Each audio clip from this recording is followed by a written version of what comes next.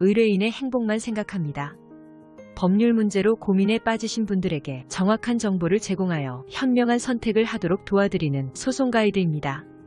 보이스피싱 범죄에서 수거책으로 이용되는 사례는 구직 사이트에서 쉽게 찾아볼 수 있습니다.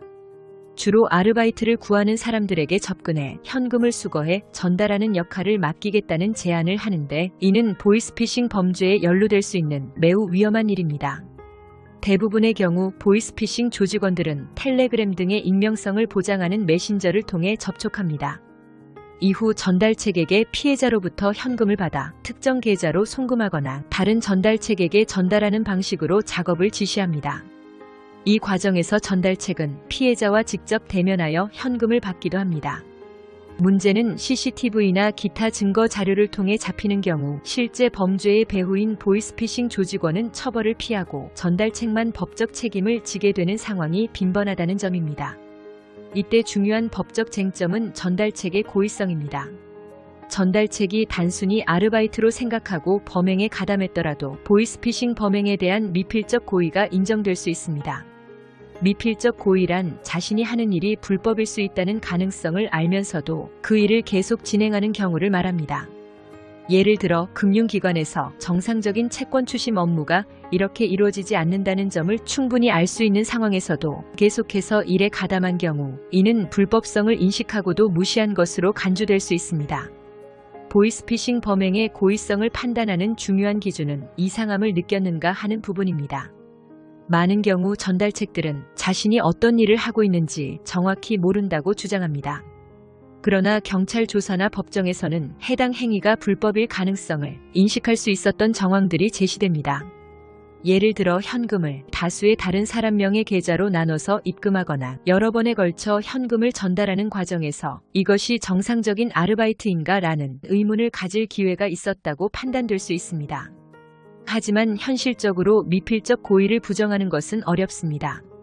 보이스피싱 피해자와 직접 접촉해 현금을 받아온 경험이 있는 경우, 특히 여러 번의 송금 및 전달이 이루어진 상황에서는 자신이 불법 행위에 가담했다는 의심을 했어야 한다고 법원은 판단할 가능성이 큽니다. 또한 사건에 연루된 횟수가 많을수록 이러한 의심을 가질 기회가 있었다는 주장이 더욱 강하게 제기될 수 있습니다. 따라서 이러한 사건에 연루된 경우 단독으로 해결하려는 시도는 매우 위험할 수 있습니다. 경찰 조사나 법적 절차에서 자신의 진술이 어떻게 받아들여질지 모르는 상태에서 무턱대고 이상한 점을 느꼈다라고 답하면 이는 미필적 고의를 인정하는 방향으로 해석될 가능성이 높습니다. 경찰이나 검찰은 이를 근거로 전달책이 불법성을 인지하고도 범행을 계속했다고 주장할 것입니다. 보이스피싱 전달책 사건은 매우 복잡하고 변호사의 조력이 필수적인 사건입니다. 미필적 고의 여부를 다투기 위해서는 사건의 구체적인 정황과 무죄 판례 등을 철저히 검토하여 법정에서 피고인이 억울한 사정을 충분히 변론해야 합니다. 특히 경찰 조사를 받을 때는 변호사의 조언을 반드시 참고하여 진술 전략을 마련해야 하며 미필적 고의로 몰리지 않도록 주의해야 합니다. 경찰 조사는 대개 이상함을 느끼지 않았느냐와 같은 질문들로 진행되며 이는 모두 피의자의 고의성을 인정하게 만들려는 의도로 볼 수 있습니다. 이때 답변 하나하나가 사건의 결과에 큰 영향을 미칠 수 있으므로 변호사의 사전 상담을 통해 자신의 억울함을 충분히 주장할 수 있는 방안을 마련하는 것이 중요합니다. 결론적으로 보이스피싱 전달책으로 의심받는 상황에서는 혼자서 해결하려 하지 말고 반드시 전문가의 도움을 받아 대응해야 합니다.